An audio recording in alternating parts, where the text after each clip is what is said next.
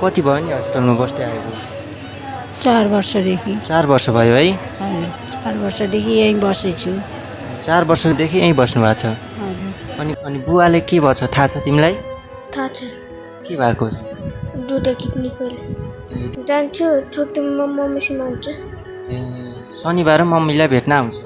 हजुर दर्शक महानुभावहरू, यति बेला हामी अर्घाखाँची जिल्लाको जिल्ला अस्पतालबाट चाहिँ हामी तपाईँमाझ चाहिँ जोडिएका छौँ। यहाँ चाहिँ विगत 4 वर्षदेखि चाहिँ एकजना दिदी चाहिँ यहीँ हस्पिटलमै बस्दै आउनुभएको छ। उहाँसँग कुरा गरौँ। दिदी, हजुर हजुर कति भयो नि हस्पिटलमा बस्दै आएको? 4 वर्षदेखि। 4 वर्ष भयो है?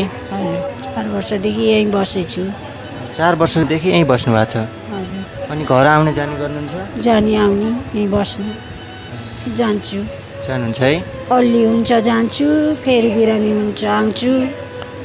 अलि बिसेक भयो भने जान्छु, फेरि बिरामी हुन्छु यहीँ आउँछु। भाडा उति लाग्छ। अनि कहाँ जानुभयो नि उपचार गराउनलाई? म त काठमाडौँ पनि गएँ, बुटोल पनि गएँ, भैरवा पनि गएँ, पोखरा पनि गएँ। जताततै डुल्दा सबै सिद्धियो। धेरै गाह्रो भएको छ है दिदी? यो अर्घाखाँचीका हस्पिटल पनि सबै गरेँ। सबै ठाउँ चाल्नुभयो तब पनि निको भएको छैन है? निको भएन, पैसा पनि पुगेन। त्यहाँबाट यहीँ बस्छु। यहीँ के कति यति खर्च लाग्यो होला नि दिदी? लाग्यो 1 करोडबाट माथि। 1 करोडभन्दा माथि लाग्यो है? अझ त्यति बेचेर पनि नभएर ऋण कति छ, 4-5 लाख रुपियाँ ऋण छ।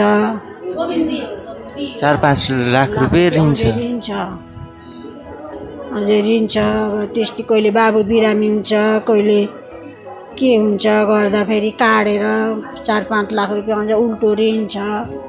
अनि घर परिवारमा कतिजना हुन्छ नि दिदी? 3 जना मात्र छौँ। एउटा छोरा हुन्? हजुर अनि बाबुले कतिमा पढ्छ नि दिदी? 6 मा पढ्छ। अनि श्रीमानले के काम गर्नुहुन्छ? केही गर्नुहुन्न, त्यही टडकमा हिँड्नुहुन्थ्यो गर। त्यही पनि अचल त बिरामी भएर हिँड्नुहुन्न सक्नुहुन्न। अहिले कहाँ हुनुहुन्छ हजुरको श्रीमान? लुम्बिनीमा के भएको नि हजुरको श्रीमानले? किडनी ड्यामेज भएको। किडनी सम्बन्धी बिमारी हुनुहुन्छ? हजुर किडनी सम्बन्धी हो। उहीँ बस्नुहुन्छ। कति भयो नि बिमारी भएको हजुरको श्रीमान? 2 महिना जति भयो। अहिले बुटोल गएको 1 महिना हुन्छ। 1 महिना भइसक्यो। हजुर अनि घर यी बाबु मात्र बस्छन् है दिदी? हजुर यसैको सहारा कोही छैन। यसैलाई स्याहार्न अब म पनि बिरामी, उहाँ पनि बिरामी। ठुली मम्मीहरूसित बस्छ, त्यही खान्छ, त्यही स्कुल जान्छ।